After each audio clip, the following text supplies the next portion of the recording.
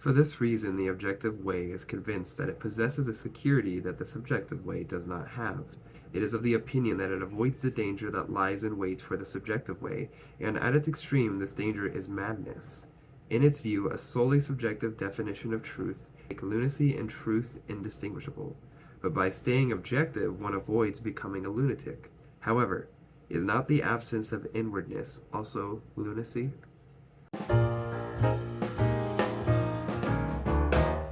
Hello guys, welcome back to Unique Arts. I'm Costco Picasso. Today I'm just going to talk pretty briefly on Kierkegaard's Provocations. So this is mostly going to be based off a book called Provocations, which is pretty much a collection of the spiritual writings of Kierkegaard, Søren Kierkegaard. So Søren Kierkegaard was a Danish philosopher, and he was also a Lutheran pastor. And so a lot of his works, because they were kind of in conflict with mainstream Christianity at the time, he wrote them anonymously. But here, this book has 98 different sections, all in small digestible bits that cover different topics. And to be honest, as a Christian, a lot of it was pretty understandable. Like, I was really acquainted with a lot of it. It was the stuff that gets like more philosophical with his Christian ideas that were a bit more insightful and inspiring to me, I suppose. But it's divided into a few sections, and most of the 98 sections are all only a few hundred pages long. This book is a few pages long. The book's about 400 pages long, so that means on average each section's about 4 pages, so very short.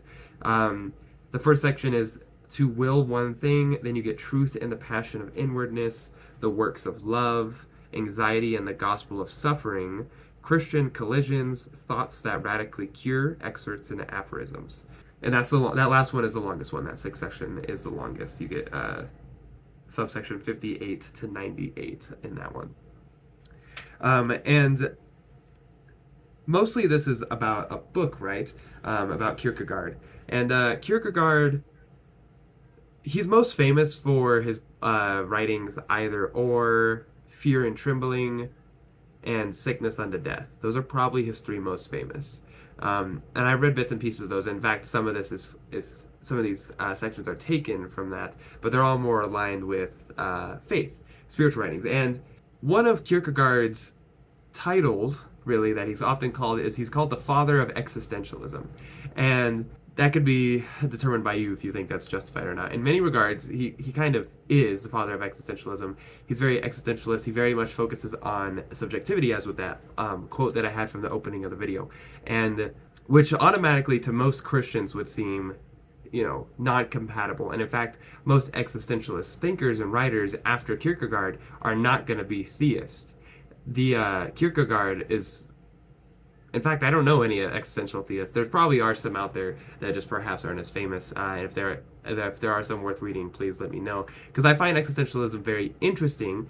In fact, it might be the single mode of philosophical thought that I find the most interesting. The problem I have with it in many regards is you get people like Sartre and Camus who are very depressing. They're not theists. They're all atheists. And although I still find their thoughts interesting, they're pretty nihilistic. Pretty much, you get that vibe a lot if you read them. But Kierkegaard is a bit more hopeful, which I really appreciate. He is a Christian. He was disillusioned from the common Christian and just generally Christianity in practice during his time, and that's what lots of his thoughts are, like a challenge against that. And so just to give you an idea, because there's a lot that I could go over, is I'm just going to share maybe a little bit of quotes from a couple of my favorite sections. Well, subsection 15 is 2 ways of reflection. And that's the opening quote came from this one, 2 ways of reflection. It talks about that, objective and subjective. And also from this subsection, he says, in other words, thinking and being are not automatically one and the same. If the existing person could actually be outside himself, the truth would then be something concluded for him. However, for the truly existing person, passion, not thought, is his existence at its very highest.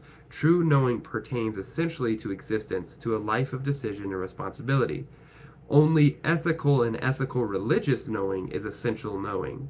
Only truth that matters to me, to you, is of significance. So that's where he's getting the idea of subjectivity rather than objectivity. If that truth doesn't matter to me, it pertains to me, you know, not at all. Like it's little t truth compared to big T truth, maybe. No, who cares, you know?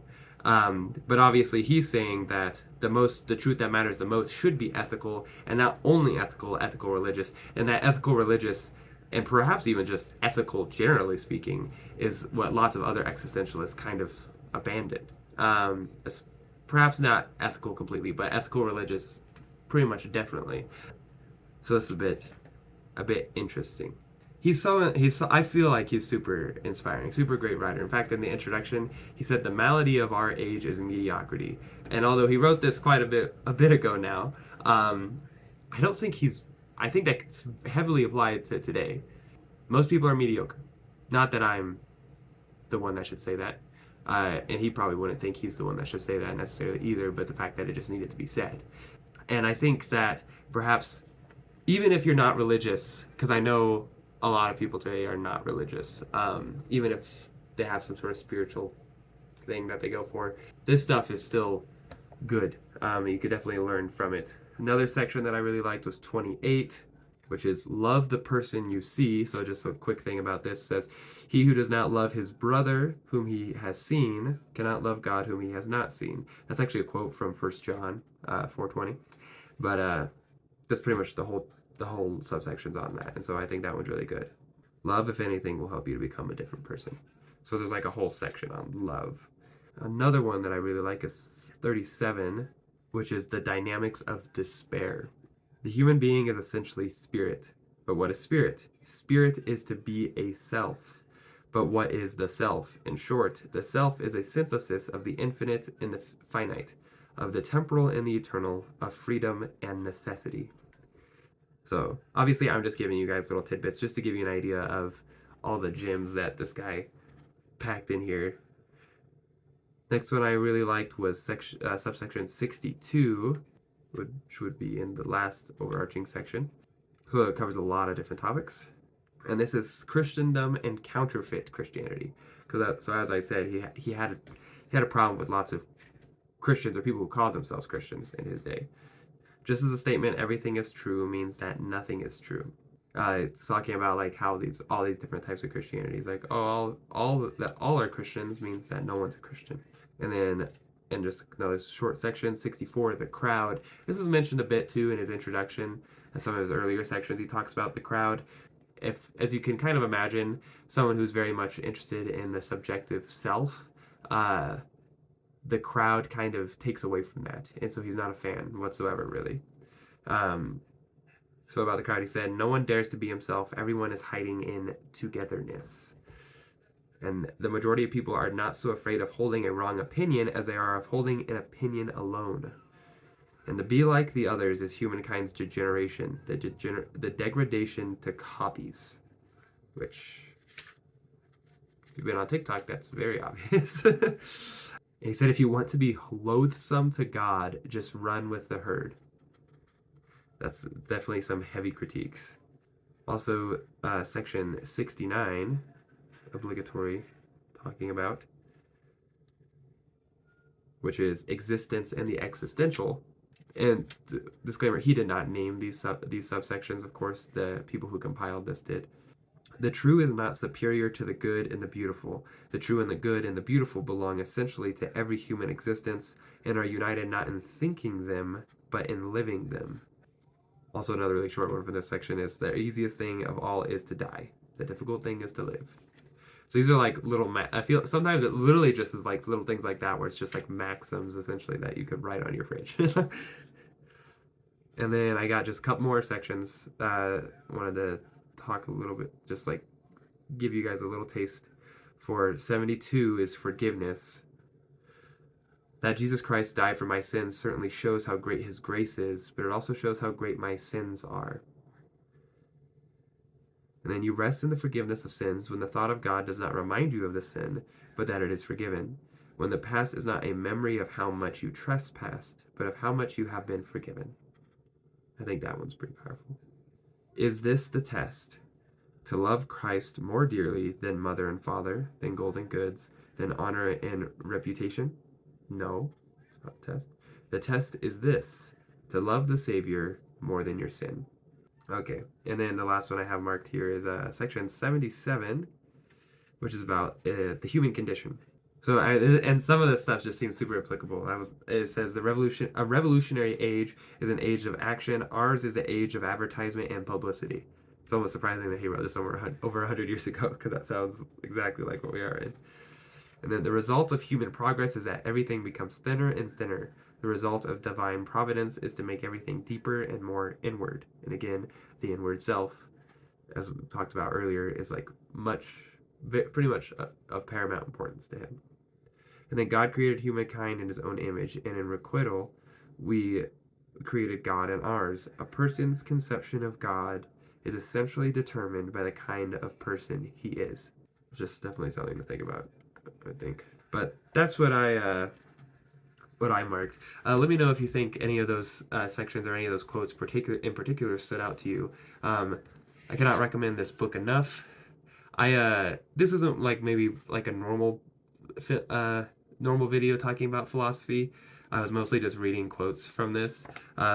But if you aren't acquainted with Kierkegaard, to be honest, grabbing anything of those more standalone, either or, Sickness Unto Death, Fear and Trembling, stuff like that, not a bad idea. I do think this is a great introduction to Kierkegaard, though. Even better if you do prescribe to some sort of spirituality, especially Christianity, because that's what he's mostly thinking about here. But either way, I still think it's a good introduction. I mean, you can, like, I can read, as a Christian myself, I can read atheist thoughts and like I can still apply it to myself, especially frame it in a theist mindset, because that's what I'm going to frame everything in, because I am a theist. And so I think it's the same vice versa, of course. But yeah, let me know. I do appreciate you guys if you made it this far. Please feel free to like and subscribe, and I'll see you guys next time.